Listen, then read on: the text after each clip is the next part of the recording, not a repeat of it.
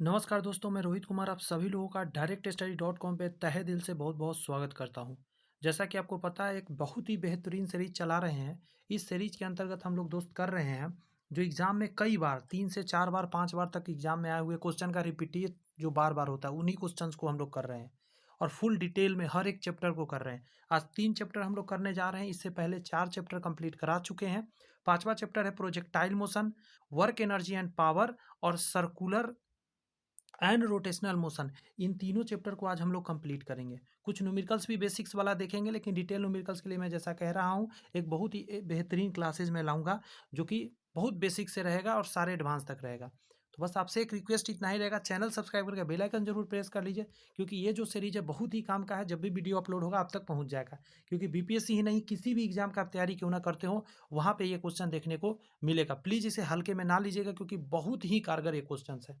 इसलिए मैं ये बातें कह पा रहा हूँ क्योंकि मैं खुद ही गवर्नमेंट जॉब में सिलेक्टेड हूँ, तो मुझे आइडिया लग चुका है कि कहाँ से क्या पढ़ना चाहिए, कितना मात्रा में पढ़ना चाहिए, अच्छा क्या है, खराब क्या है, ये सारी बातें। ठीक है, तो चलिए शुरुआत करते हैं।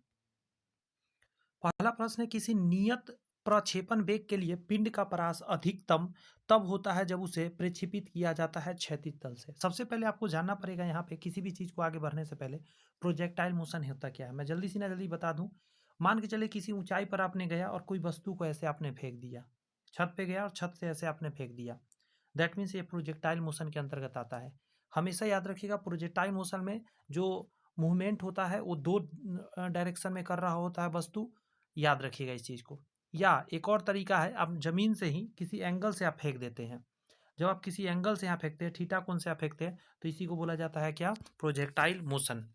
पराबोली से बोलते हैं इसको, पराबोलिए से बोलते हैं। ठीक है।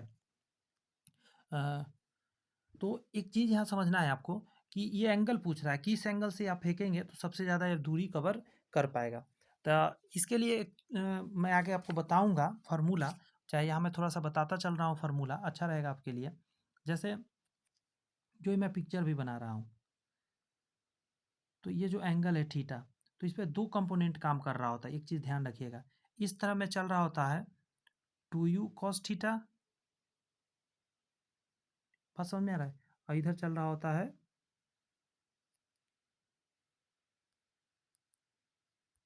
और इधर साइन थीटा में चल रहा होता है, साइन थीटा। लिख नहीं पा रहा हूँ यहाँ पे, बट मैं आपको अभी क्वेश्चन की मदद से सारे क्लियर करते चलूंगा, आप निश्चिंत रहिएगा। एक चीज़ यहाँ पे आएगा, चूंकि एंगल की बात किया है तो एंगल समझिएगा जरा। चूंकि मैंने यहाँ पे बोला था कॉस थीटा और इधर है साइन थीटा, तो आपसे पूछ रहा है ज़्यादा से ज़्यादा दूरी। ध्यान रखिएगा, आपसे क्या पूछा है क्वेश्चन पर, अधिकतम होता है तो प्रक्षेप किया जाता है क्षैतिज तल से। तो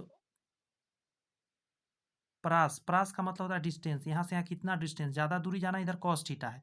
तो कॉस थीटा का अगर आपसे मैं पूछूं कि ज़्यादा डिस्टेंस कवर करने के लिए कितना एंगल से आप फेंकिएगा, तो कॉस थीटा का जो मध्यम मान होगा वो यहाँ पे हो जाएगा 45 डिग्री। ध्यान रखिएगा, 45 डिग्री से फेंकिएगा ना तो ज़्यादा से ज़्यादा आप दूरी कवर कर पाइएगा। ये माइंड में बैठाना पड़ेगा आपको।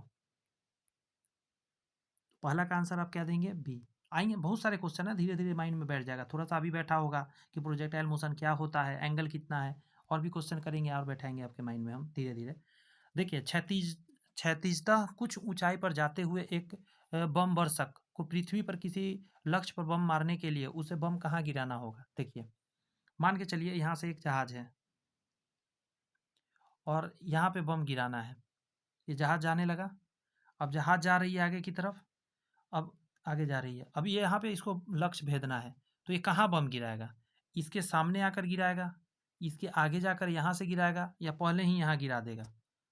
तो आप कहिएगा सर, अभी जैसा कि आपने बताया उस कॉन्सेप्ट को यदि हम देखेंगे, अगर बम यहाँ से गिरा देगा तो बम कुछ इस प्रकार का डिस्टेंस कवर करेगा, प्रोजेक्टाइल मोशन है तो, क्योंकि यहाँ से ऐसे गिराएगा ऊंचाई पर से, तो ये ऐसे ही डायरेक्शन जाएगा, तो बम भेदेगा। यानी कि जिस लक्ष्य को भेदना उसे पहले गिराना पड़ेगा। बात समझ में आया, कहाँ पे है, लक्ष्य से आगे निकल जाता है, लक्ष्य के पीछे से। तो आंसर क्या हो जाएगा आपका, लक्ष्य के पीछे से।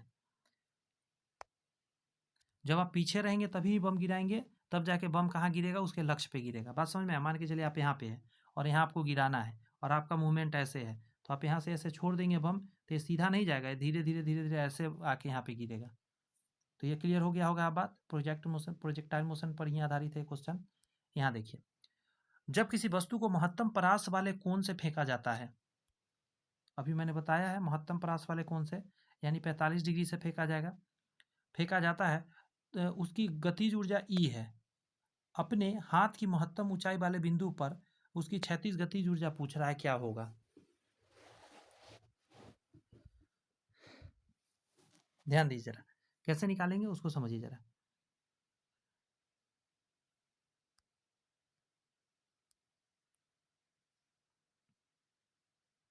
इसको बोलते हैं E/2। हम एक चीज़ जानते हैं, इसको हम लोग बोलते हैं 1/2 mv²। हम ये चीज़ जानते हैं, काइनेटिक एनर्जी यही ना, गतिज ऊर्जा का क्या फॉर्मूला होता है, 1/2 mv² होता है। और आपको कह चुका है क्या, कि जब किसी वस्तु को महत्तम परास वाले कोण से फेंका जाता है, बात समझ में आ रही है? तो कह रहा है कि अपने हाथ की महत्तम ऊंचाई वाले बिंदु पर क्षैतिज गतिज ऊर्जा क्या होगा, आपसे पूछ रहा है। तो आपको ध्यान ये रखने वाली बात है कि इसको E/2 हम लोग बोलेंगे। अभी एक चीज़ समझिएगा, मैंने एक पिक्चर बनाया आपके सामने और आपको मैंने ऐसे बताया कि यहाँ 45 डिग्री का कोण बनता है, ठीक है। एक चीज़ आपको सबसे फर्स्ट ऑफ ऑल जानना होगा, जब भी ऐसा पिक्चर बनता है तो नीचे वाले को हम लोग बोलते हैं यू कॉस थीटा, ये होता है। और जैसा कि मैंने थोड़ा देर पहले बोला था, यू साइन थीटा इधर का कंपोनेंट होता है। और ऐसे आपने फेंका है। एक चीज़ समझिएगा, ये डिस्टेंस जो है यहाँ के बारे में पूछ रहा है कि क्षैतिज गतिज ऊर्जा क्या होने वाली है। हम जानते हैं कि काइनेटिक एनर्जी बराबर होता है 1/2 mv² होता है। अंडरस्टैंड? तो हाँ सर अंडरस्टैंड। अब एक चीज़ बताइएगा, वेलोसिटी की यदि बात करिएगा तो इस बार हम यू से यहाँ माने हुए हैं, लेकिन चूंकि क्वेश्चन में दिया है भी से हम मानते हैं। अगर भी मान लेते कोई दिक्कत नहीं है, यू मानिए या भी मानिए, दोनों वेलोसिटी ही है, ठीक है। ये इनिशियल कहलाता है, वो फाइनल कहलाता है। बात है कि ये वेलोसिटी वेलोसिटी है। अब सुनिए, हम कैसे वैल्यू निकालेंगे, चूंकि हम सबसे ज़्यादा अगर हमको दूरी तय करना है तो हम लोग जानते हैं 45 डिग्री से फेंकना होगा, तो यहाँ 45 डिग्री लेना पड़ेगा एंगल। तो ज़रा इसको सॉल्व करते हैं। तो यू और यहाँ पे कॉस थीटा के जगह पर क्या लिखिएगा, कॉस 45 लिखेंगे हम। तो कितना आ जाएगा, कॉस 45 1/√2 होता है, तो यू बटा क्या आ जाएगा, √2 आ जाएगा आपका वैल्यू। अंडरस्टैंड? यू/√2।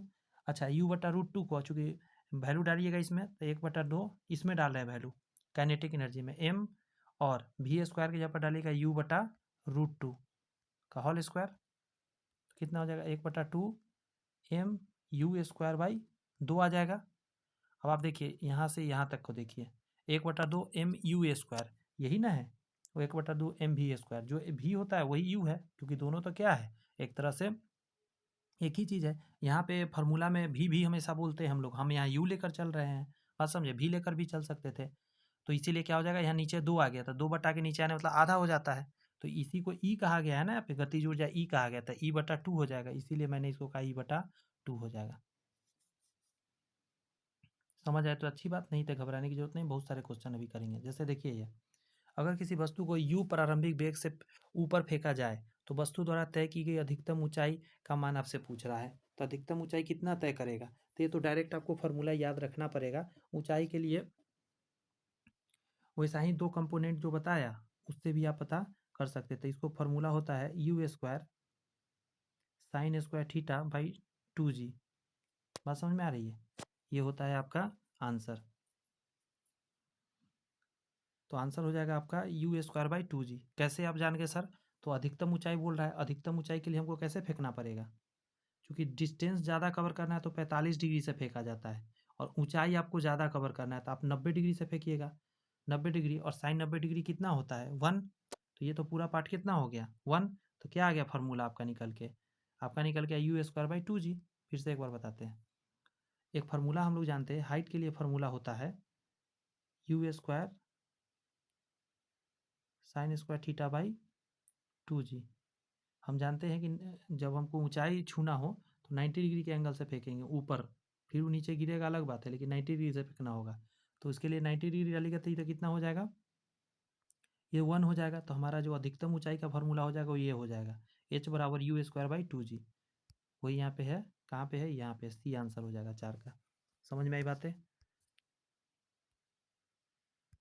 नेक्स्ट है आपका, प्रक्षेप पथ का आकार होता है, तभी मैंने बना के कई बार दिखा दिया, इस टाइप के होता है। परवलय इसको बोलते हैं, क्या बोलते हैं, परवलय। वृत्ताकार ये नहीं होता, सर्कुलर नहीं होता, परवलय बोलते हैं। 5 का आंसर क्या हो जाएगा आपका दोस्त? बातें समझ में आ रही है? 5 का सी कहिएगा आंसर। इस क्वेश्चन में जब आप बात करेंगे तो कह रहा है एक लड़का गेंद को 100 मीटर ऊर्ध्वाधर ऊपर की ओर फेंक सकता है, तो गेंद को कितने अधिकतम क्षैतिज दूरी तक फेंक सकता है। ऊंचाई पर यदि 100 वो फेंक सकता है। बात समझ में आई? तो आपसे पूछ रहा है कि डिस्टेंस में सामने रेंज में कितना फेंक सकता है, वो आप बता दीजिए निकाल कर। तो आइए इसे निकालते हैं। आप बेसिक सा एक चीज़ दिमाग में रखिए, आप बना लीजिएगा। होता क्या है कि कोई भी बच्चा जो होता है जब ऊपर कोई चीज़ फेंकता है तो जितना ऊंचाई तक फेंक पाता है ना, उतना ही समय नीचे आने में लगता है, जितना ऊपर जाने में उतना ही नीचे आने में। तो यहाँ पूछ क्या रहा है आपको कि एक लड़का गेंद को 100 मीटर ऊर्ध्वाधर ऊपर की ओर फेंक सकता है, तो अ, वह गेंद को कितनी अधिकतम क्षैतिज दूरी तक फेंक सकता है। तो डबल उसका मार दीजिए आंसर 200। ध्यान दीजिएगा, एक फार्मूला हम लोग जानते हैं, फार्मूला लगाएंगे, निकलने का कोशिश करेंगे, कैसे निकलेगा उसको देखिए। मान के चलिए कोई लड़का है ऐसे 100 मीटर ऊंचा तक फेंका है, तो ऊपर जाता है तो जी का मान कितना होता है, निगेटिव हम लोग लेते हैं, इतना आपको पता होना चाहिए। अच्छा, यू से हम यू वेग से फेंका फेंका था, यू वेलोसिटी हमको नहीं पता, लेकिन ऊंचाई पर जाने पर धीरे धीरे घटते घटते जीरो हो जाता है, तो वेलोसिटी ऊपर जीरो हो गया जाकर। इतनी बात समझ में आई होगी। अच्छा, टोटल डिस्टेंस कितना, एच बराबर कितना बीघा है, 100 फेंका है। हम एक फार्मूला जानते हैं, वी स्क्वायर बराबर होता है यू स्क्वायर और माइनस 2GH।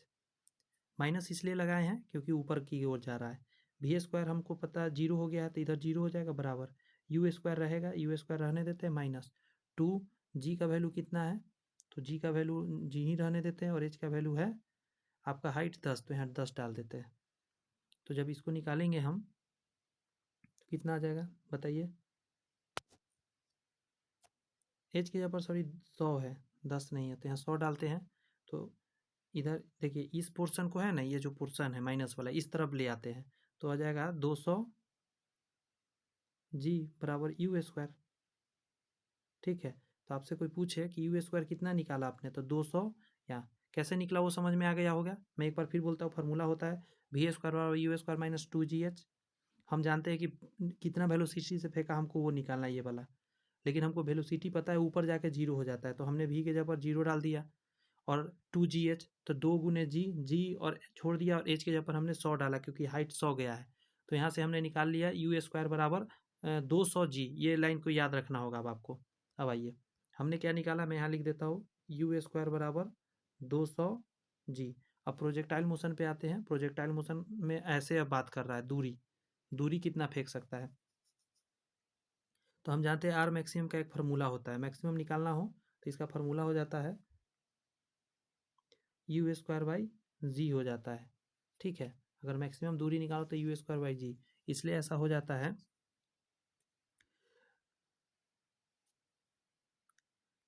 क्योंकि यहाँ पे देखिए यू स्क्वायर का मान हमने 200 क्या निकाला है, जी, और बटा के नीचे जी है, तो जी से जी कट गया, कितना निकल गया आपका, 200 मीटर में आ जाएगा डिस्टेंस। ठीक है,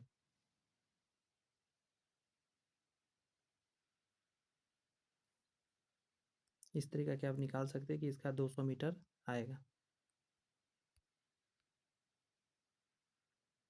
यहाँ कहा जा रहा है नेक्स्ट क्वेश्चन में कि तोप का एक गोला 1 किलोमीटर प्रति सेकंड के वेग से 36 तल के साथ 30 डिग्री का कोण बनाता हुआ छोड़ा जाता है, तो गोला उच्चतम बिंदु पर पहुंचने में कितना समय लेगा।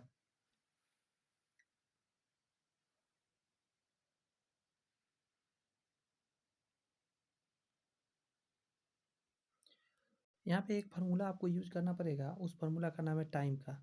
टाइम का फार्मूला होता है यू साइन थीटा बाई जी।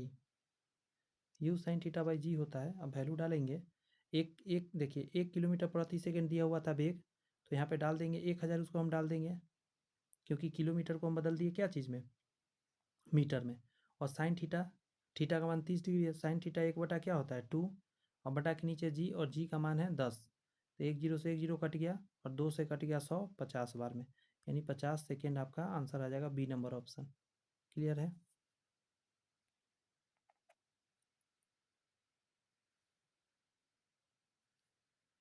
उसी टाइप का ये क्वेश्चन है। ठीक है, निकालिए। इस बार क्वेश्चन में आपका है कि ऐसे अगर मान के चलिए फेंका गया तो ये डिस्टेंस पूछ रहा हो, ये जो कितना डिस्टेंस कवर करेगा ये पूछ रहा है। क्योंकि 45 डिग्री से फेंका जाता है तो ज़्यादा डिस्टेंस कवर करता है, तो इसीलिए हम लोग क्या कर देंगे, एक फार्मूला लगा देंगे। आर मैक्सिमम का फार्मूला होता है मैक्सिमम दूरी निकालने का, उसका होता है U square by ji. U के जगह पर 2 किलोमीटर प्रति सेकेंड है तो इसको 2000 डाल लीजिएगा आप। 2000, जी का मान 10 है, 10 से काट दीजिए। अच्छा स्क्वायर भी था, तो स्क्वायर करिएगा जब इस, एक सेकेंड रुक जाइए, गड़बड़ हो जाएगा। क्योंकि यहाँ स्क्वायर करना पड़ेगा इस पोर्शन का ऊपर में, और नीचे जी है, नीचे दी 10 है, तो स्क्वायर करेगा 2 दूनी 4 आ जाएगा। 4 पर कितना जीरो, 6 जीरो हो जाएगा, तो गुने हम क्या कर दे रहे हैं, 10 के पावर 6 अलग कर दे रहे हैं। नीचे एक 10 है तो एक 10 ऊपर एक कम कर देगा, तो क्या आ जाएगा, 4 गुने 10 के पावर 5। 4 गुने 10 के पावर 5 ऑप्शन नंबर पहला में है।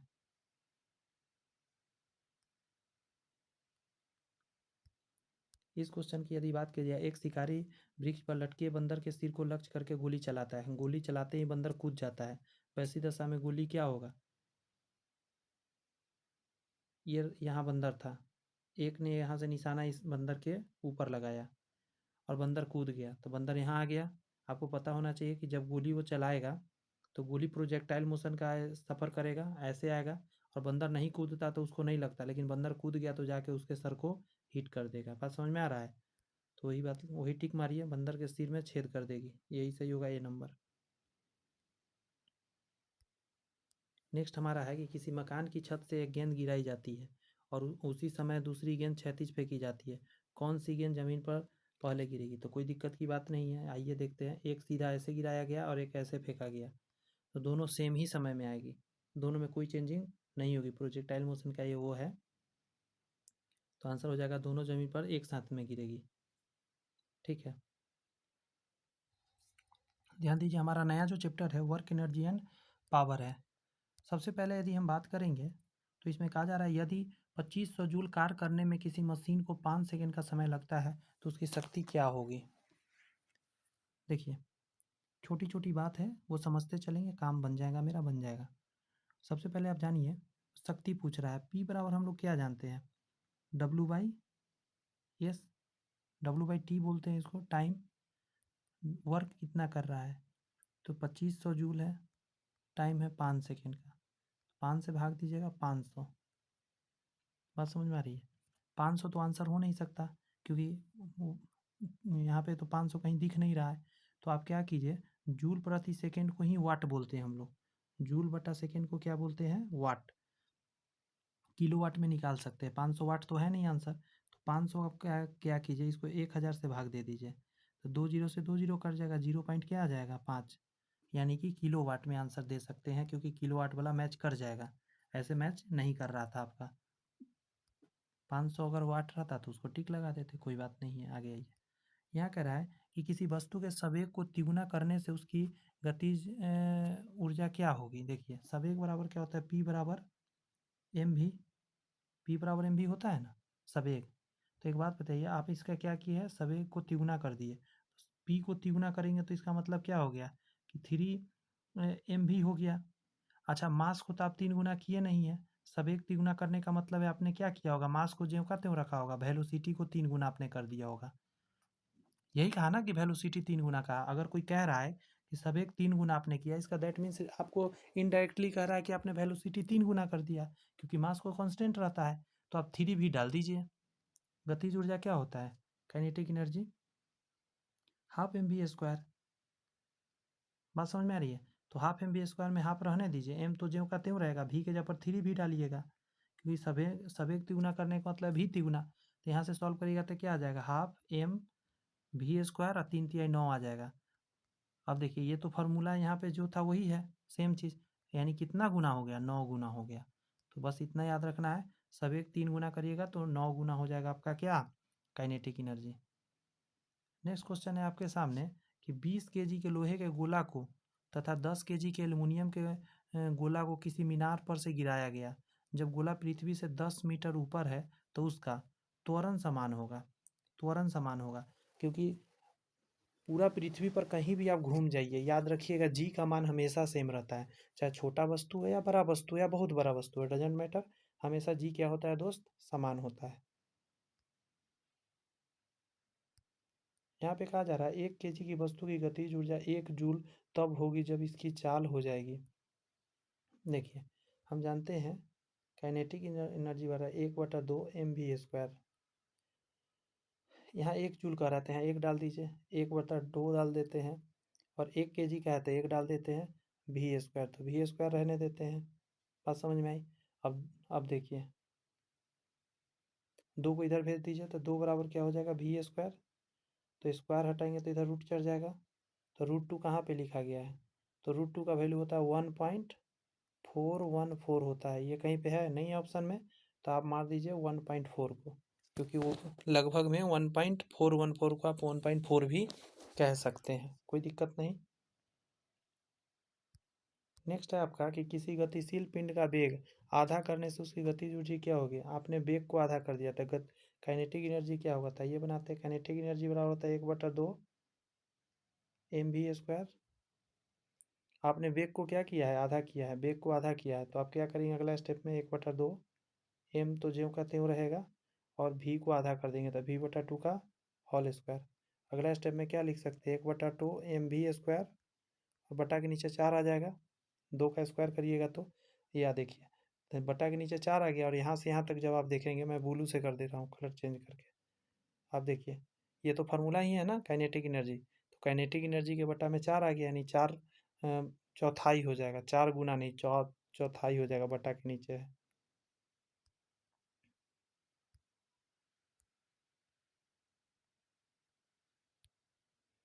यहाँ कह रहा है कि 1 न्यूटन मीटर बराबर होता है, 1 न्यूटन मीटर। देखिए, न्यूटन मीटर, तो आप एक काम, ऊपर न्यूटन डालिए, नीचे मीटर डालिए। मीटर मतलब होता है डिस्टेंस, एक तरह से आपने कवर किया, फोर्स बाई डिस्टेंस। अच्छा, न्यूटन मीटर माफी चाहते हैं, न्यूटन और मीटर, यानी बॉल, न्यूटन को बॉल गुना विस्थापन, क्या होता है ये याद आया? बॉल गुना विस्थापन हो रहा है, डिस्प्लेसमेंट, क्योंकि मीटर में क्या नापते हैं,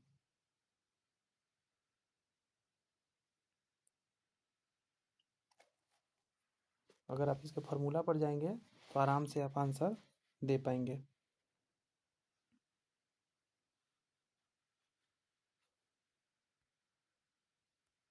आपने फार्मूला जानते हैं, F = m है।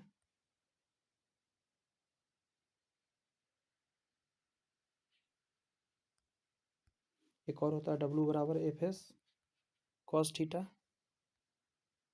तो cos थीटा को साइड कीजिए, वो तो कांस्टेंट है।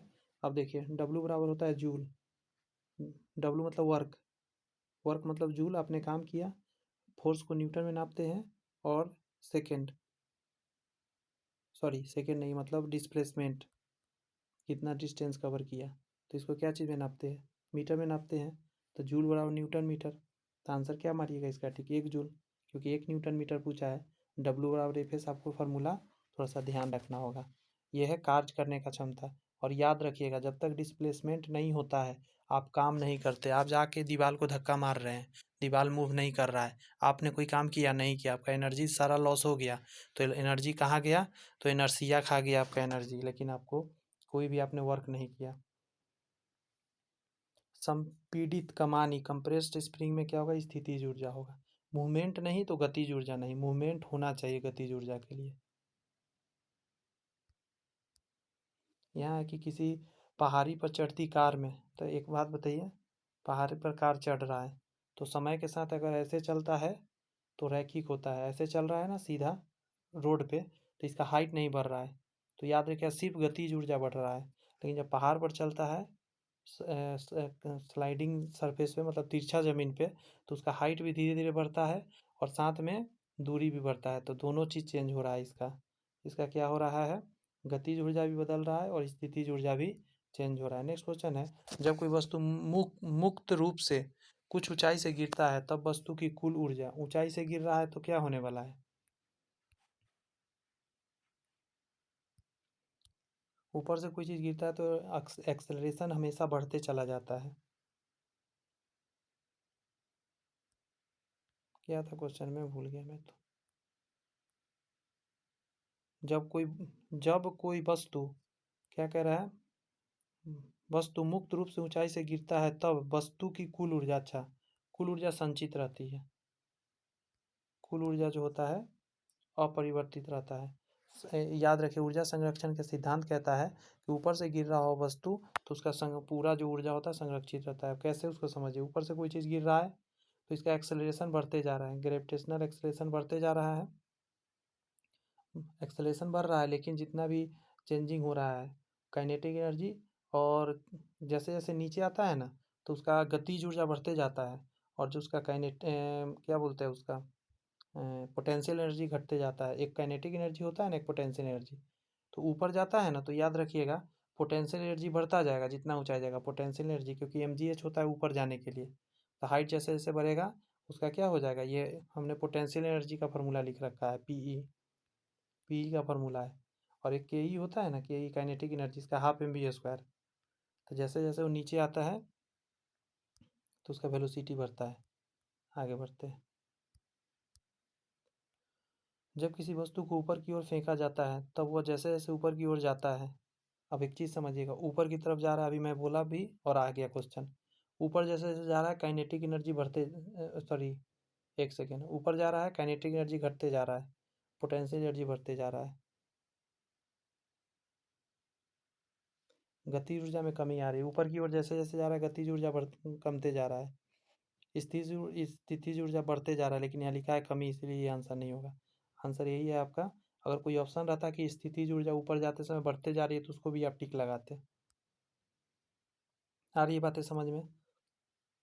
ऊपर से नीचे की ओर गिरते हुए पिंड की कौन सी ऊर्जा स्थित होती है? तो ऊपर से नीचे आ रही है तो कौन सी ऊर्जा होती है उसमें?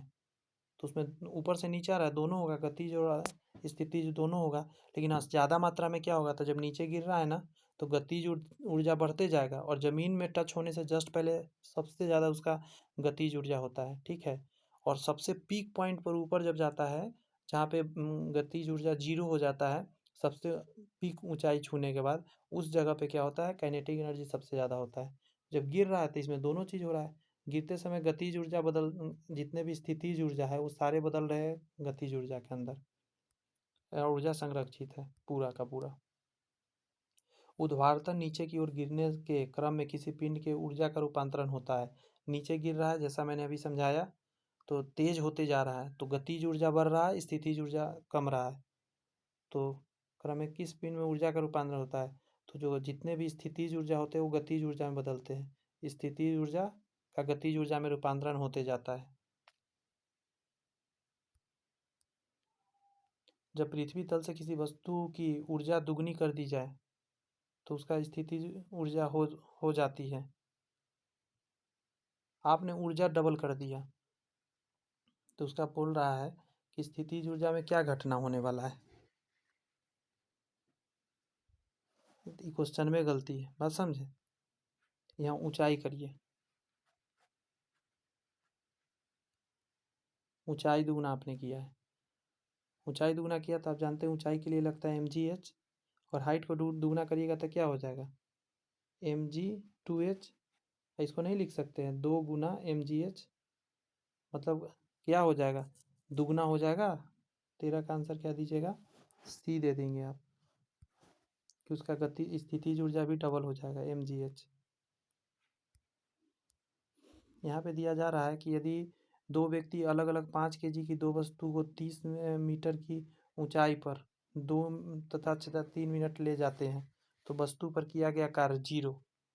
अगर एक एक ऊंचाई पर रहेगा, ऊंचाई नहीं बदलेगा ना तो कोई कार्य नहीं होता है।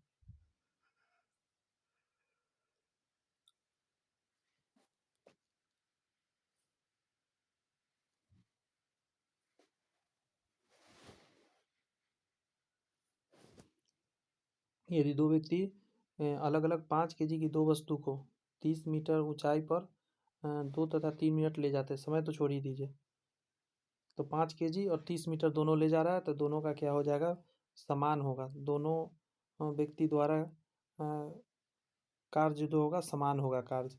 लेकिन अगर पूछा जाएगा कि एनर्जी किसका ज़्यादा है, कम है, तो जिसको कम समय लग रहा है उसका एनर्जी ज़्यादा है, जिसको ज़्यादा समय लग रहा है उसका एनर्जी कम है, इसलिए स्लो काम करता है वो। यहाँ है कि 1 किलोवाट घंटा कितने जूल के बराबर होता है। तो ये होता है 3.6 गुने 10⁻6, 3.6 गुने 10⁻6 जूल के बराबर। तो कई बार हम लोग ऑलरेडी कर चुके हैं। कह रहा है m तथा 2m द्रव्यमान की दो वस्तु का एक समान वेग से चल रहे हैं तो इसकी गतिज ऊर्जा का अनुपात क्या होने वाला है। देखिए हाफ mv² होता है, यहाँ भी लिख लेते हैं हाफ mv²। अब द्रव्यमान है वो m, एगो 2m, तो ये तो यही रह जाएगा। एगो 2m लिखिएगा तो 2 इधर कर लेते हैं, 1/2 mv²। तो क्या होने वाला है, जिसका m है उससे इसका गतिज ऊर्जा डबल होने वाला है। बात समझ में आई। क्या हो जाएगा, गतिज ऊर्जा यही ना हो जाएगा, जिसका m था उसका 1 रह जाएगा और जिसका 2m था उसका 2 हो जाएगा। 2m, m से m कट जाएगा तो 1/2 हो जाएगा, यही हो जाएगा। 1 kg द्रव्यमान डैश ऊर्जा के तुल्य होता है। देखिए ये तो समझना होगा। एक फार्मूला आपने सुना होगा, E बराबर mc²। देखिए द्रव्यमान की जगह पर एक ग्राम डालिएगा, 1 ग्राम को अब 1000 से भाग दे दीजिए, केजी में बदल लीजिए। ठीक है, c²। आपको 3 लाख किलोमीटर प्रति सेकेंड होता है, तो 3 गुने 10 के पावर कितना होता है, 8 का होल स्क्वायर। इससे सॉल्व करते हैं तो देखिए ज़रा, यहाँ पे क्या होने वाला है, 3 3 9 हो जाएगा गुना, 3 जीरो नीचे है और यहाँ पे 8 दूनी 16 हो जाएगा। तो 16 में से ये 3 जीरो जाके घट जाएगा, तो 10 के पावर कितना आ जाएगा, 16 में से 3 घटा दिया आपने तो 13 आ जाएगा। यानी 9 गुने 10 के पावर 3। ऑप्शन में कहाँ है, ऑप्शन नंबर ए में है, तो ऑप्शन नंबर ए आंसर हो जाएगा 9 गुने 10 के पावर 13 जूल। बहुत एनर्जी निकलता है। क्लियर है, ये याद रहेगा 1 ग्राम का। और एग्जाम में 1 ग्राम वाला ही जब भी आया है तो ये भी याद रखिएगा। यदि किसी वस्तु पर F बल लगाया जाए तो वह भी वेग से चले तो उसकी शक्ति क्या होगी। हम जानते हैं शक्ति P बराबर क्या होता है, W/T होता है, कितना काम आपने कितना समय में किया। और W को हम क्या कहते हैं, Fs, और बचा बचा बटा T हो जाएगा। काम को क्या होता है, फोर्स गुने डिस्प्लेसमेंट, और S/T क्या होता है, displacement by time. F velocity होता है तो F भी हो जाएगा आंसर। अरे भाई ये S है, S फॉर डिस्प्लेसमेंट हुआ, नीचे टाइम है, तो इसको क्या आप भी नहीं लिख सकते हैं। तो कितना बल लगा और कितना डिस्प्लेसमेंट हुआ, मतलब वेग आया, वही उसका शक्ति हो गया। कर है घर्षण बल द्वारा किया गया कार्य हमेशा ऋणात्मक होता है, क्योंकि मान के चलिए कोई वस्तु है, आगे आप खींचते हैं, घर्षण पीछे की तरफ लगता है, हमेशा ऋणात्मक होता है। इसको सॉल्व भी किया जा सकता है, पता है आपको। ये ब्लॉक है, आप आगे की तरफ दम लगा रहे हैं, ये पीछे की तरफ लगेगा। आप इसके बीच का कोण 180 डिग्री हो जाएगा। आपको पता होना चाहिए F बराबर होता है Fs को, सॉरी एक सेकेंड, W बराबर होता है Fs cos थीटा। अब एक बात बताइए, cos थीटा के जगह पर 180 डालिएगा, 180 डालिएगा ना, और cos थीटा 180 का मान क्या होता है, घर्षण हमेशा तो पीछे की तरफ लगता है, -1, तो क्या आ जाता है, W का फॉर्मूले हो जाएगा -Fs। बताइए -Fs जब भी सॉल्व कीजिए माइनस में ही आ जाएगा। आगे आपका कि 20 केजी के वजन को जमीन के ऊपर 1 मीटर की ऊंचाई पर पकड़े रखने के लिए किया गया कार्य शून्य है। क्योंकि आप उतना ऊंचाई पर रखे हुए हैं, ना मूवमेंट है ना कुछ भी, आप एक ही जगह पकड़ के रखे हैं, डिस्प्लेसमेंट हो रहा नहीं हो रहा है, तो आपके द्वारा किया गया कार्य 0 जूल होगा, आपने कोई काम नहीं किया, बस आप पकड़े रहें। क्लियर है, आ रही है समझ में बातें। एक व्यक्ति एक दीवार को धक्का देता है पर उसे विस्थापित करने में असफल रहता है, तो वह क्या कर रहा है, वो कोई कार्य नहीं कर रहा है, कोई भी कार्य नहीं कर रहा है। अब दिन भर धक्का देते रहिए, उससे क्या मतलब है, काम होना चाहिए। सूर्य की ऊर्जा उत्पन्न होती है, नाभिकीय संलयन बोलते हैं, नाभिकीय संलयन। आगे कह रहा है डायनमो परिवर्तित करता है, तो डायनमो क्या करता है, यांत्रिक ऊर्जा से विद्युत ऊर्जा बनाता है। और मोटर रहेगा तो उल्टा लिखिएगा, विद्युत ऊर्जा से यांत्रिक ऊर्जा में बदलता है, मोटर, विद्युत मोटर। प्रकाश वोल्टीय सेल इसको बोलते हैं, ये डायरेक्ट विद्युत ऊर्जा में बदलता है। सौर ऊर्जा होता है ना, उसको डायरेक्ट विद्युत ऊर्जा में बदलता है। प्रकाश वोल्टीय सेल को डाल दीजिए धूपा में और आप उससे डायरेक्ट कोई भी पंखा वंखा चला सकते हैं। जब हम रबर के गद्दे वाले सीट पर बैठते हैं या गद्दे पर लेटते हैं तो उसका आकार अपरिवर्तित हो जाता है। ऐसा पदार्थ में पाया जाता है। जब किसी का शेप बदल जाता है, स्थितिज ऊर्जा उसमें शेप बदलने पर क्या होता है, स्थितिज ऊर्जा। माइंड में रखना इन बातों को। यहाँ है आपका, निम्नलिखित में से किसमें गतिज ऊर्जा नहीं है? बहता हुआ पानी, खींचा खींचा हुआ धनुष में नहीं है। चलती हुई गोली, चलता हुआ हथौड़ा, जिसमें मूवमेंट है उसमें गतिज ऊर्जा है, जिसमें मूवमेंट नहीं है उसमें गतिज ऊर्जा नहीं है। आगे क्वेश्चन है आपका कि जब एक चल वस्तु की गति, अच्छा, जब एक चाल वस्तु की गति दुगनी हो जाती है तो उसकी गतिज ऊर्जा क्या होगी? गति दुगनी कर रहे हैं आप, क्या होने वाला है? हाफ एम बी स्क्वायर होता है तो 1/2 हो जाएगा एम, यहाँ 2v का होल स्क्वायर हो जाएगा तो कितना आ जाएगा? 1/2। 4 पहले लिख देते, ये वाला स्क्वायर होगा एम बी स्क्वायर। कितना गुनी हो जाएगी? 4 गुनी हो जाएगी उसका गतिज ऊर्जा। आंसर का 4 गुनी हो जाएगी। बी नंबर आंसर डालिएगा 28 का बी। सीढ़ी पर चढ़ने में अधिक ऊर्जा खर्च होती है तो इस सीढ़ी पे चलते हैं तो आपका क्या होता है? mgh। और मूवमेंट है तो काइनेटिक एनर्जी लगता है। तो आप गुरुत्वाकर्षण के क्या चल रहा है? विरुद्ध चल रहा है। व्यक्ति गुरुत्वाकर्षण के विरुद्ध कार्य कर रहा है, इसीलिए। 1 मिनट, गलती हो गया, गुरुत्व के विरुद्ध कार्य कर रहे हैं आप। गुरुत्वाकर्षण नहीं, देखिए 2 पिंड होता है ना, कोई भी 2 पिंड, उसके बीच जब बल लगता है उसको गुरुत्वाकर्षण बोलते हैं। लेकिन उसमें से एक पृथ्वी हो तब गुरुत्व होगा। तो सीढ़ी पर चल रहे तब गुरुत्व के बल आप काम कर रहे हैं। बी नंबर आंसर जाएगा इसका, गलती ना होना चाहिए, ध्यान रखिएगा। निम्नलिखित में से कौन सा नियम इस कथन को वैध ठहराता है कि द्रव का न तो सृजन किया जाता है ना ही विनाश किया जाता है? तो द्रव्यमान संरक्षण का नियम कहते हैं इसको। बात समझ में आई?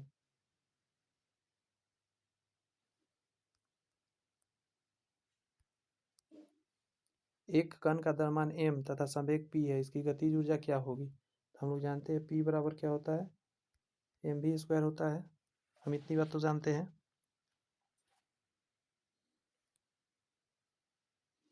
और हम काइनेटिक एनर्जी बराबर जानते हैं 1/2 mv स्क्वायर जानते हैं।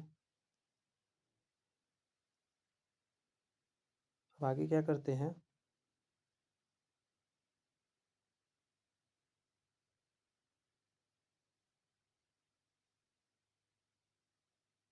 अच्छा, p बराबर, माफी चाहते, p बराबर mv होता है। मैं क्या लिख रहा हूँ यहाँ पे? रुक जाइए, गलती कर दिया मैं थोड़ा सा। p बराबर mv होता है। अगर इधर स्क्वायर करिएगा तो इधर भी स्क्वायर दोनों पर चढ़ा दीजिएगा, स्क्वायर हो जाएगा ना। काइनेटिक एनर्जी बराबर जाते हैं 1/2 mv स्क्वायर। अगर हम यहाँ पे स्क्वायरिंग करने का कोशिश करें, बात समझ में आ रही है? यहाँ एक काम कीजिए, m से ऊपर नीचे आप गुना कर दीजिए तो यहाँ क्या हो जाएगा? 1/2m, और यहाँ हो जाएगा m स्क्वायर v स्क्वायर, होना जाएगा। m स्क्वायर v स्क्वायर को यहाँ से डाल दीजिए p स्क्वायर, तो p स्क्वायर बटा 2m, यही आंसर हो जाएगा। p स्क्वायर बटा 2m डी नंबर में आंसर है। ठीक है, ऐसे करके सॉल्व कर सकते हैं। स्वचालित कलाई घड़ियों में ऊर्जा मिलती है तो जो स्वयं चलता है उसमें क्या रहता है पता है? करचल ऐंठन से, हमारे हाथ के विभिन्न संचालन से। 1 मिनट। स्वचालित कलाई घड़ियों में ऊर्जा मिलती है बैटरी से, करचलन ऐंठन से, द्रव क्रिस्टल से, हमारे हाथ के विभिन्न संचालन से। इसका आंसर हो जाएगा करचल ऐंठन से। उसके अंदर एक ऐंठन होता है ना, पोटेंशियल एनर्जी से उसको मिलता है।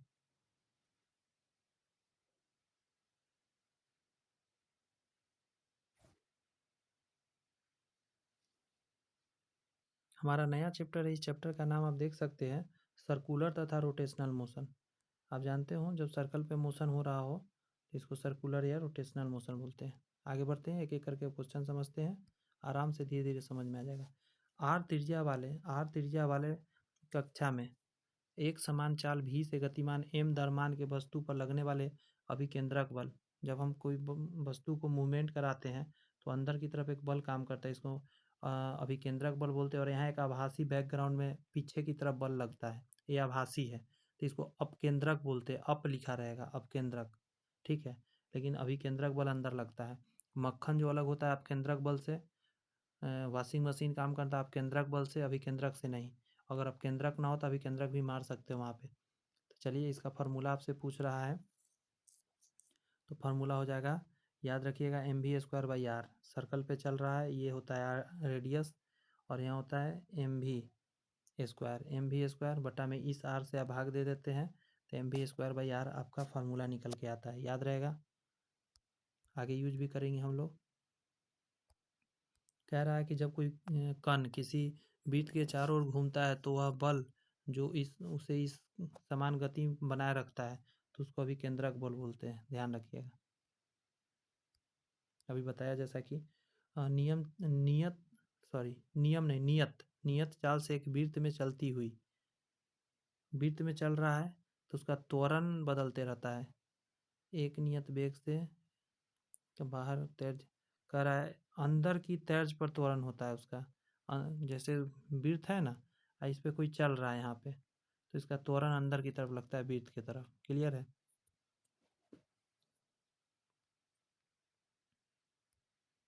आगे आपका कि किसी कण का समरूप वृत्तीय गति में होता है। समरूप वृत्तीय गति में क्या समान रहता है? तो याद रखिएगा, उसका जो अदिश राशि वाला चीज है ना, वही समान सिर्फ रह सकता है। जैसे चाल समान रह सकता है, वेग समान नहीं रह सकता।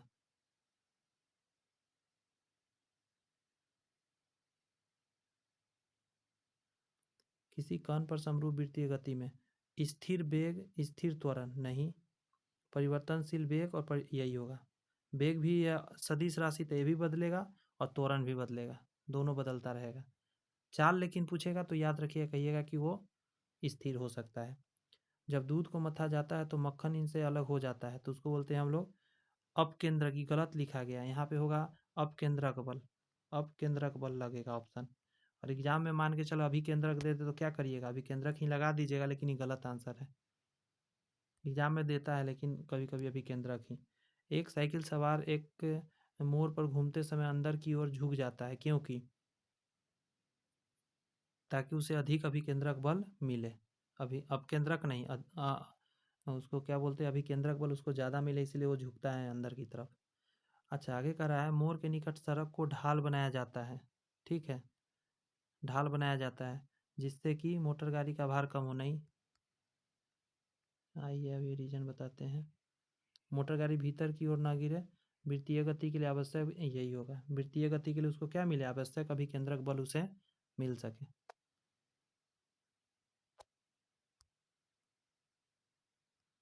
यहाँ पे है आपका कि एक साइकिल सवार भी चाल से चलता हुआ मोड़ पर जिसकी त्रिज्या r है, मुड़ता है ऊर्ध्वाधर से, उसके झुकाव का कोण थीटा है। तो सूत्र क्या होगा? तो सूत्र आपको याद रखिएगा, tan थीटा पर v² बटा आर जी होता है। ये डायरेक्ट याद रखना पड़ेगा आपको, इसके थ्योरी के पीछे हम लोग नहीं जाएंगे। साइकिल सवार है, वो झुक रहा है, तो क्या लग रहा है वहाँ? tan थीटा बराबर v²/rg। यहाँ कह रहा है एक समान कोणीय वेग से एक वृत्ताकार पथ पर गति करती हुई वस्तु का त्वरण स्थिर रहता है। कोणीय वेग है, वृत्ताकार पथ पर गति कर रहा है, तो त्वरण स्थिर रहता है। सिर्फ परिमाण में त्वरण स्थिर रहता है, दिशा में बदलते रहता है। ठीक है, उसका दिशा हर एक पल बदलते रहता है, तो परिमाण सिर्फ सेम रहता है। आगे क्वेश्चन है आपका कि एक मोटर गाड़ी जिसका द्रव्यमान 500 kg है, एक मोड़ पर घूमती है। मोड़ की त्रिज्या 60 मीटर है, त्रिज्या भी दे दी आपको। यदि घर्षण गुणांक 0.75 है तो महत्तम चाल कितना होगा? महत्तम चाल कितना होगा जिससे मोटर मोड़ा जा सके? जी का मान भी 9.8 कह रहा है, आप ले सकते हैं।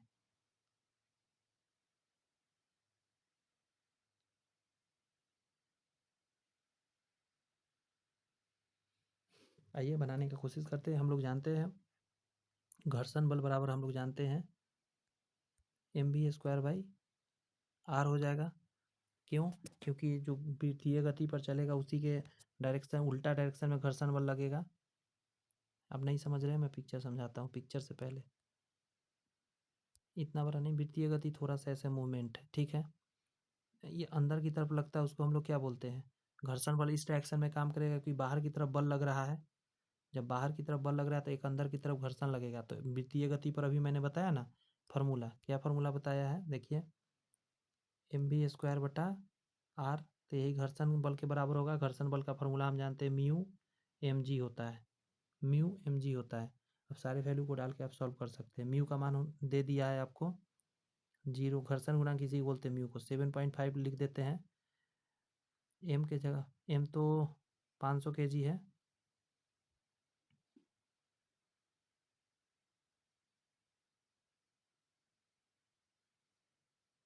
500 डाल देते हैं, जी के जगह पर 10 डाल देते हैं, बराबर, पहले एम से एम काटिए, रुकिए,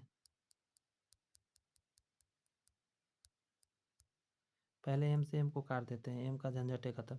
जी का मान 10 डाल लेते हैं, और आर, आर का यहाँ बटा में आर है ना, तो इसको इस तरह भेज देते हैं। आर का मान कितना है, तो आप कहेंगे सर आर का मान है 60, तो 60 लिख लेते हैं।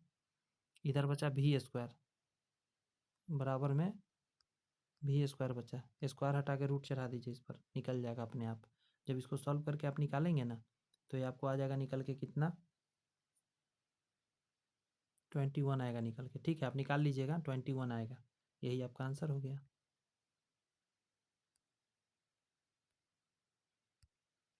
नेक्स्ट है आपका 10 मीटर त्रिज्या वाले वृत्ताकार पथ पर नियत वेग से घूमती हुई वस्तु पर 1 न्यूटन का बल लग रहा है, वस्तु की गतिज ऊर्जा निकालिए। निकल जाएगा, आइए हम जानते हैं mv² बाई आर होता है, ये कितना के बराबर, 1 न्यूटन बल लग रहा है ना, 1 न्यूटन बराबर में डालेंगे, यही बल है इसका, तो mv² बराबर क्या हो जाएगा, आर हो जाएगा। और आर का मान कितना है, 10 मीटर है, तो 10 डाल देते हैं, तो mv² बराबर इतना हो गया। अब काइनेटिक एनर्जी बराबर क्या होता है, 1/2 होता है, तो यहाँ 1/2 लगा देते हैं, इधर भी 1/2 लगा देंगे, तो इधर काइनेटिक एनर्जी निकालना था, हो गया फार्मूला, इधर कर दीजिए 5 बार में, 5 जूल आंसर आ जाएगा। यहाँ कह रहा है कि बल और समय का जब तक कार्य करता है गुणनफल होता है, तो आवेग बोलते हैं इसको, इम्पल्स, आवेग बराबर होता है बल गुना समय, मतलब न्यूटन सेकेंड होता है। यहाँ कह रहा है कि एक जेट इंजन कार्य करता है, एक जेट इंजन कार्य करता है, तो इसको बोलते हैं रैखिक संवेग संरक्षण के सिद्धांत पर, क्योंकि वो सीधा चल रहा होता है ना, इसीलिए।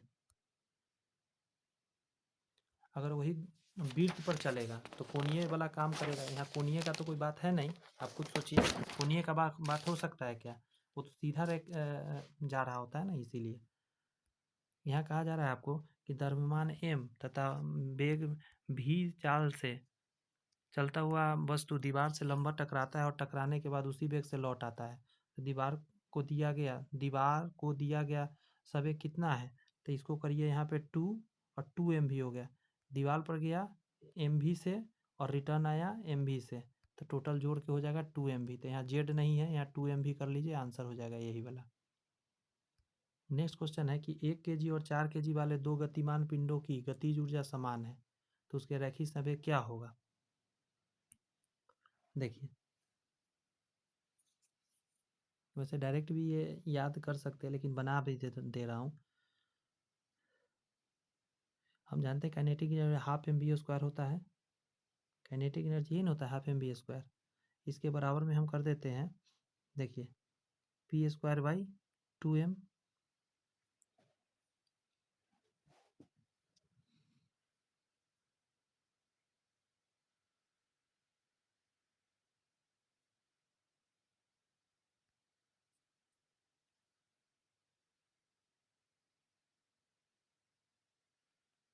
हाफ mv² बराबर हो जाता है p² बाई 2m। अब हम इसमें वैल्यू डाल के निकाल सकते हैं, जैसे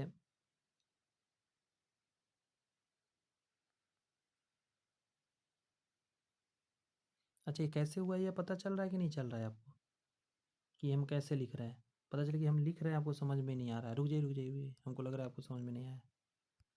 हम पहले निकाले थे ना कुछ देर पहले क्वेश्चन में, इसीलिए हम इसको डायरेक्ट लिख दिए थे। जैसे हाफ mv² हम जानते हैं, और इसमें m से ऊपर नीचे हम गुना कर देते हैं, ठीक है, तो यहाँ क्या हो जाएगा हाफ, और एक नीचे m आ जाएगा इसके साथ, और ऊपर क्या आ जाएगा m² v², और हम p बराबर क्या जानते हैं, m भी जानते हैं, तो अगर इधर स्क्वायर करिएगा तो इन दोनों पर स्क्वायर आ जाएगा, तो जहाँ ये होगा वहाँ पी स्क्वायर आप डाल सकते हैं, तो यहाँ क्या हो जाएगा पी स्क्वायर बाई 2m। ये लिख सकते हैं ना, यही हम लिखे थे अभी, बस समझे। मतलब हम ऐसा नहीं कन्फ्यूज कर जाएगा, तो P square by 2m he formula लगाएंगे। तो चल देखिए ज़रा, पी स्क्वायर बाई 2m और into P square by 2m, यही फार्मूला लगेगा, मास बदल जाएगा। तो यहाँ P1 या P2 कर दे रहे हैं, नहीं तो कन्फ्यूजन होगा, उल्टा कर दिया मैंने। यहाँ P1 यहाँ P2 करिए, तो P1 का स्क्वायर बटा P2 का स्क्वायर बराबर हो जाएगा, मास दोनों का जब डालिएगा तो एक का मास कितना है, 1 ग्राम है, तो यहाँ 1 ग्राम डलाएगा। मैं इसी पर कलर से लिख दे रहा हूँ, जगह का वो है, देखिए 1 ग्राम यहाँ हो जाएगा, और यहाँ पे कितना डल जाएगा, तो आप कहिएगा 2 ग्राम, 4 ग्राम डलेगा। यहाँ 4 ग्राम डलेगा, ग्राम से ग्राम कट गया, तो जब इसको P1 बटा P2 करिएगा तो कितना आ जाएगा आपका, 1/4 आ जाएगा। अब इस पे यहाँ से स्क्वायर स्क्वायर हटा दीजिए, तो इस पर रूट चढ़ जाएगा इधर, क्योंकि आप P1 P2 का स्क्वायर हटाएगा तो 1 बटा क्या आ जाएगा, 2 आ जाएगा। 1/2 आंसर आ जाएगा।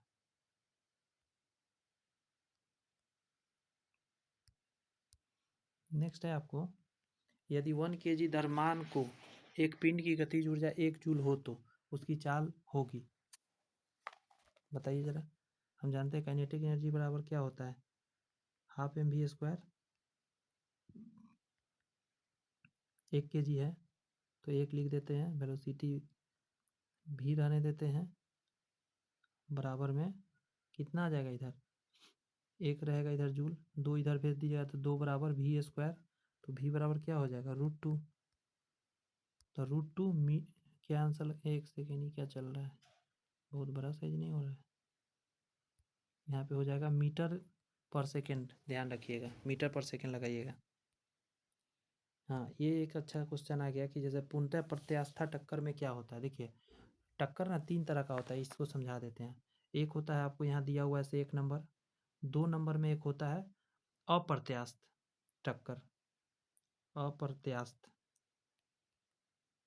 एक होता है आपका 3 नंबर में पूर्णतः अप्रत्यास्थ, पूर्णतः, यही वाला नीचे मैं तीर दे देता हूँ, ऐसे कर देता हूँ, पूर्णतः अप्रत्यास्थ। देखिए मान के चलिए कि 2 वस्तु आपस में टकराया, टकराने के बाद किसी का भी चेंजिंग नहीं हुआ, मूवमेंट में चेंजिंग नहीं आया, संवेग में परिवर्तन नहीं आया, तो वो होता है पूर्णतः अप्रत्यास्थ। और अगर दोनों टकराया और दोनों का संवेग गति बदल गया तो अप्रत्यास्थ।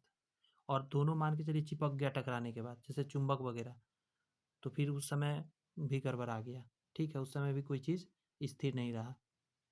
तीनों समझ गए। अब उसी हिसाब से यहाँ जवाब आपको अब देना है। 17 का जब जवाब दीजिएगा तो आप कहिएगा संवेग तथा गतिज ऊर्जा दोनों संरक्षित रहता है इसमें, सिर्फ इसी में रहता है, उन दोनों में नहीं रहता है, संवेग और गतिज ऊर्जा दोनों संरक्षित रहता है। नेक्स्ट है, समान ताप पर 2 बॉल टकराते हैं, संरक्षित भौतिक राशि क्या होगा। समान ताप पर 2 बॉल आपस में टकराते हैं, तो जब आपस में टकराएगा, बात समझ में आ रही है, तो संवेग संरक्षित रहेगा। यदि पृथ्वी के ध्रुवों की बर्फ पिघल कर भूमध्य रेखा में आ जाए तो दिन रात की अवधि क्या होगी, डायरेक्ट याद रखिएगा, बढ़ जाती है, ठीक है। इसका रीजन है, देखिए ये जमीन से ऊपर ऐसे बर्फ है, बर्फ तो ऊपर में ऊंचाई पर, जब इसका बर्फ यहाँ से पिघलेगा तो इसका हाइट क्या हो जाएगा, नया हाइट देखिएगा, इस टाइप की हाइट हो जाएगा, बर्फ नीचे आ गया। हाइट जब कमेगा ना तो बढ़ जाता है क्या, दिन रात का अवधि, घूर्णन गति।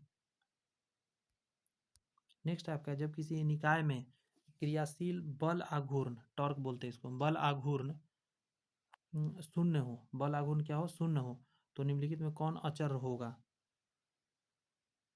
तो कोणीय संवेग अचर रहेगा, ध्यान रखना है, कोणीय संवेग।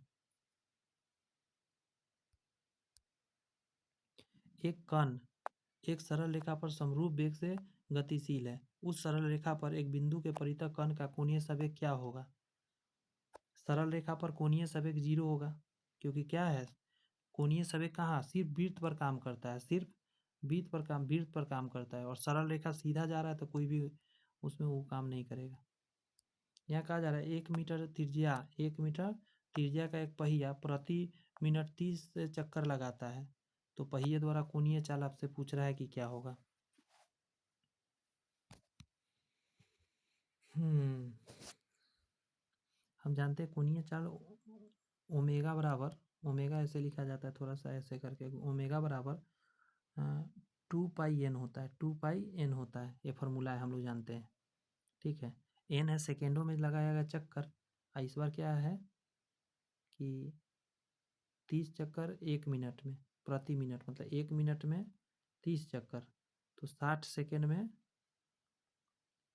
30 चक्कर, तो 1 सेकेंड में कितना आ जाएगा 30/60, यानी 1/2 आ जाएगा, 1/2 चक्कर 1 सेकेंड में। तो वही यहाँ पे डालना है 2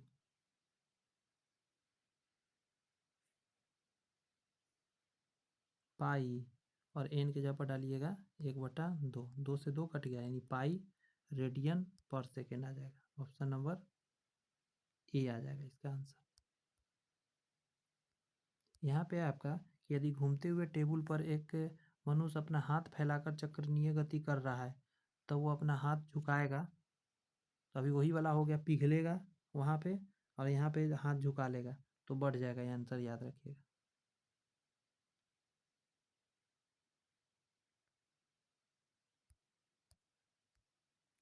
यहाँ पे कोणीय संवेग का सही मात्रक क्या होता है,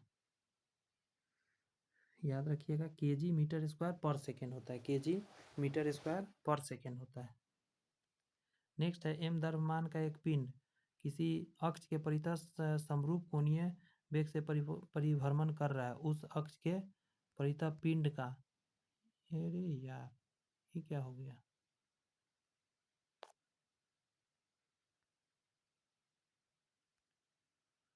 ये दोस्त कुछ गड़बड़ सड़बड़ हो गया है, सॉरी थोड़ा इधर उधर हो गया था इसलिए थोड़ा टाइम लग गया। देखिए, एम द्रव्यमान का एक पिंड किसी अक्ष के परितः समरूप कोणीय वेग से परिभ्रमण कर रहा है, उस अक्ष के परितः पिंड का,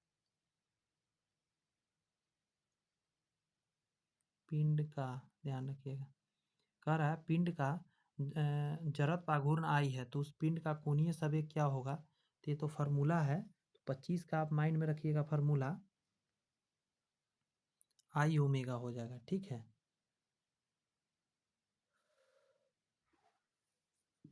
ये डायरेक्ट फार्मूला ही है।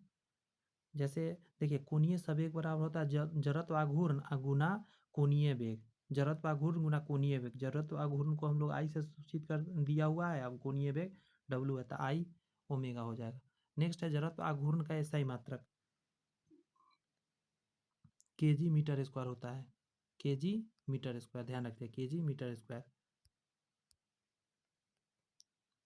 यदि किसी घूमती हुई वस्तु का जड़त्व आघूर्ण उसके द्रव्यमान के पुनर्वितरण के कारण बढ़ जाता है, तो इसका कोणीय वेग में क्या होने वाला है, तो आपका यहाँ कोणीय वेग घट जाएगा। नेक्स्ट है कि वस्तु की एक समान वृत्तीय गति के त्वरण, वस्तु की एक समान वृत्तीय गति के त्वरण का क्या हो जाएगा, त्रिज्या के सीध में भीतर केंद्र की ओर लगता है, त्वरण अंदर की तरफ लगता है, ध्यान रखना है, कई बार हम बता दिए आपको। कह रहा है वृत्ताकार पथ पर गतिमान यंत्र में एक यात्री अपकेंद्र बल का अनुभव करेगा, वृत्ताकार पथ पर अपकेंद्र बल का, लेकिन एक से रुक जाएगा, हाँ ठीक है, अपकेंद्र बल, अभिकेंद्र बल नहीं होगा, अपकेंद्र बल होगा, आदमी है तो इसीलिए। गाड़ी अभिकेंद्र फील करता है, गाड़ी में बैठा आदमी अपकेंद्र।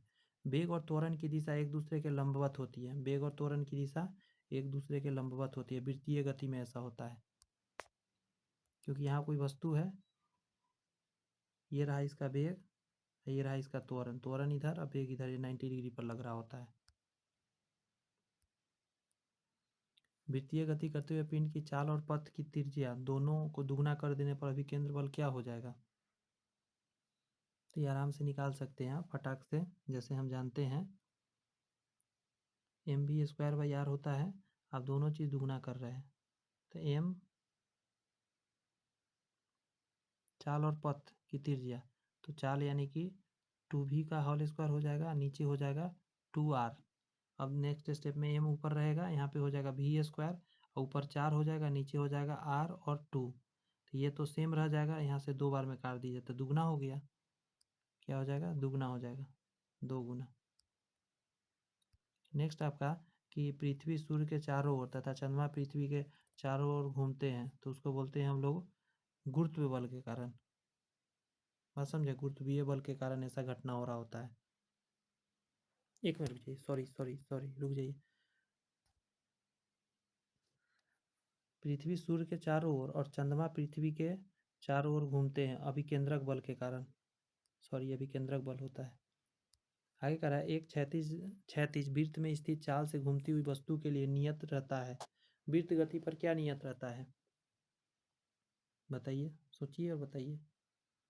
गतिज ऊर्जा उसका नियत रहता है, और सब चीज़ तो बदलते रहता है, सब अदिश राशि है ना।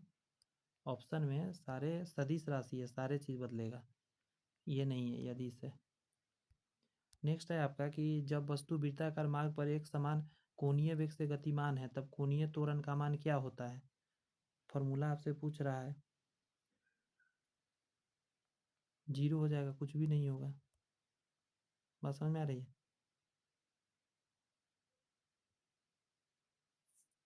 वृत्ताकार मार्ग है और एक समान कोणीय वेग से गतिमान है, तो त्वरण का मान क्या होता है? त्वरण 0 होता है, लेकिन त्वरण बदलते रहता है, ये ध्यान रखिएगा दिशा के कारण। यदि भार ओमेगा तथा आयास पी है तो उत्तलोत्तक के यांत्रिक भाग होगा। तो फॉर्मूला याद करना है। जैसे एक कैंची को देखिए, ये कैंची है, तो इसमें 3 चीज़ होता है, ठीक है। सबसे नीचे जो होता है इसको हम लोग बोलते हैं आयास। आयास जिसको इफॉर्ट, हम लोग इफॉर्ट यहीं ना लगाते हैं, पावर दम यहीं पे लगाते हैं कैंची से कुछ काटने के लिए। और यहाँ बीच में ज्वाइंट रहता है, इस ज्वाइंट जो होता है इसको हम लोग बोलते हैं आलम्ब, ठीक है, फलक्रम, आलम्ब। और जहाँ पे भार लिया जाता है उसको लोड बोलते हैं, ये आगे वाला को लोड बोलते हैं, भार, भार बोलते हैं इसको। इसको बोलते हैं आपको आलम्ब। आलम्ब, नीचे आयास होता है, आयास को इफॉर्ट बोलते हैं, आलम्ब को फलक्रम बोलते हैं, और इसको भार बोलते हैं। तो इसका फॉर्मूला डायरेक्ट आपको याद रखना होगा, ठीक है। P/W हो जाता है, आयास बटा भार। उसी का यहाँ पे फॉर्मूला लगा के निकाल दीजिए। आयास बटा भार करना है, आयास बटा भार, तो 720 बटा 120, 0 से 0, 12 छक 72, 6 आ जाएगा आंसर, सी नंबर।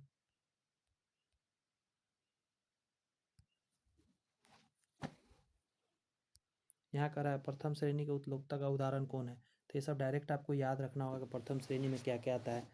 तो जितना ऐसा वाला होता है ना, ध्यान रखिएगा, ऐसा वाला कि आप एक जगह दम लगाते हैं, बीच में कोई पॉइंट हो जिस पे कनेक्ट हो और अलग काम हो रहा हो, यानी कि आपका आयास और आयास मतलब इफॉर्ट और भार के बीच में आपका फल क्रम हो, बीच में फल क्रम, उसको प्रथम श्रेणी का बोलते हैं। तो उसमें आ जाता है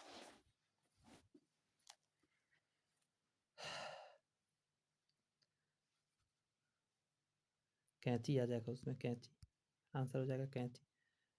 इफॉर्ट क्या है? इफॉर्ट जो है, इफॉर्ट क्या होता है? तो इसको बोलते हैं हम लोग वह बल जो उत्तलोत्तक पर लगाया जाता है, अभी हम बताए हैं ना, उत्तलोत्तक पर लगाया जाता है, उसको हम लोग इफॉर्ट के नाम से जानते हैं। नेक्स्ट कर रहा है किसी स्थिर अक्ष के परितः परिक्रमण कर रहा वस्तु में क्या होगा? वृत्तीय गति होगा, गोल गोल गोल गोल घूम, 1 मिनट, वृत्तीय गति भी होगा, घूर्णन गति भी होगा, ए और सी दोनों हो जाएगा। घड़ी के सेकंड की सुई की कोणीय चाल होगी, थोड़ा निकालना पड़ेगा।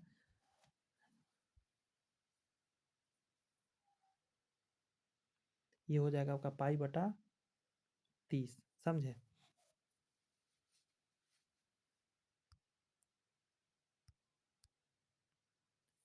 एम द्रव्यमान वाला कोई वस्तु आर त्रिज्या के वृत्तीय रैखिक संवेग p के साथ, ये तो हम पहले भी निकाले हैं। कितना आया था याद करिए तो जरा, याद आया क्या कुछ? p²/2m हो जाएगा। फार्मूला पूछ दिया, कोणीय सवेग बराबर होता है, कितना होता है, जड़त्व आघूर्ण गुने कोणीय वेग। थोड़ा देर पहले फार्मूला बोले थे हम आपको, लिखे नहीं थे लेकिन बोले थे। यहाँ कह रहा है एक धावक लंबी छलांग लगाने से पहले कुछ दूरी तक दौड़ता है। दौड़ने के पीछे रीजन ये होता है कि छलांग लगाते समय उसके शरीर की गति जड़ता उसकी कुछ दूरी मदद करेगा। गति में शरीर आ जाएगा और उसी जड़त्व के कारण दूर तक जाके गिरेगा। किसी व्यक्ति को मुक्त रूप से घूर्णन कर रहे हैं घूर्णी मंच पर, अपने कोणीय चाल कम करने के लिए क्या करना होगा? दोनों हाथ को क्या करना होगा? नीचे की तरफ कर लेना होगा, सॉरी बाहर की तरफ फैला देना होगा। जब फैलाएगा तो घूर्णन गति कम हो जाएगा, जब हाथ नीचे कर लेगा तो घूर्णन गति बढ़ जाएगा। आगे आपका डोरी से बंधे हुए एक पत्थर को तेजी से वृत्त में घुमाया जाता है। घुमाते समय अचानक डोरी टूट जाता है तो पत्थर स्पर्शता रैखिक उड़ेगा। मतलब समझिए, मान के चलिए यहाँ पत्थर है, आप डोरी से बांध देते हैं, डोरी आपने तोड़ दिया तो ये ऐसे उड़ेगा, ऐसे नहीं जाएगा। यहाँ पे अगर है तो ऐसे निकलेगा, यहाँ होगा तो ऐसे निकलेगा, ध्यान रखिएगा। पहला आंसर हो जाएगा। ये क्वेश्चन कह रहा है कि एक भू उपग्रह अपने कक्ष में निरंतर गति करता है। यह अपकेंद्र बल के प्रभाव से होता है जो प्राप्त होता है पृथ्वी द्वारा उपग्रह पर लगने वाले गुरुत्वाकर्षण से कारण। पृथ्वी उस पर जो गुरुत्वाकर्षण लगा रहा है ना, उसी वजह से ये घटना हो रहा होता है। नेक्स्ट क्वेश्चन आपके सामने है कि एक भू स्थिर उपग्रह अपनी कक्षा निरंतर गति करता है तो पृथ्वी उस पर जो बल लगाता है उसके कारण ऐसा होता है। नेक्स्ट आपका वॉशिंग मशीन किस कार्य पर, तो यह हो जाएगा अपकेंद्रन पर काम करता है, अपकेंद्रीय बल पे। नेक्स्ट है कि जब पानी की बाल्टी को तेजी से ऊर्ध्वाधर वृत्त में घुमाया जाता है तो पानी बाल्टी से उसकी उच्चतम स्थिति से भी नहीं गिरता है। मतलब बाल्टी को आप घुमाएंगे तो ऊपर भी जाने के बाद क्यों नहीं गिरता है? बात समझ में आ रही है? तो इसको अपकेंद्र बल के कारण बल पानी के वजन से अधिक होता है। अपकेंद्र बल जो पानी के वजन से अधिक होता है, इसीलिए उसको उसके ऊपर चिपका के रखता है बाहर की तरफ। जब दूध को प्रबल ढंग से मथा जाता है तो उसमें से क्रीम अपकेंद्रीय बल के कारण बाहर आता है। ये इसके कारण नहीं, अभिकेंद्रीय बल नहीं, अपकेंद्रन बल बोलते हैं। नेक्स्ट है कि साइकिल चलाने वाले मोड़ लेते समय क्यों झुक जाते हैं? पहले भी ये क्वेश्चन हम लोगों ने किया है, तो आंसर क्या हो जाएगा? वो झुकता है ताकि गुरुत्व केंद्र आधार के अंदर बना रहे और वो गिरने से बच जाए, गुरुत्व केंद्र को अंदर कर देता है। और आज की क्लास का हम लोग लास्ट क्वेश्चन कर लेते हैं। निम्नलिखित में से कौन सा नियम इस कथन को वैध ठहराता है कि द्रव का न तो सृजन हो सकता है और ना ही उसका विनाश हो सकता है? तो द्रव्य संरक्षण का सिद्धांत इसको बोलते हैं। कैसा लगा सेशन कमेंट्स में ज़रूर बताइएगा। आपसे एक छोटा सा रिक्वेस्ट के साथ आज की क्लास को एंड करेंगे। चैनल सब्सक्राइब करके बेल आइकन जरूर प्रेस कर लीजिएगा, क्योंकि इससे आपके आने वाले एग्जाम में आने वाला जितने वीडियोज़ है वो आपको मिल जाए, जिससे आपका एग्ज़ाम बेहतर हो सके। All the best, bye bye, thank you.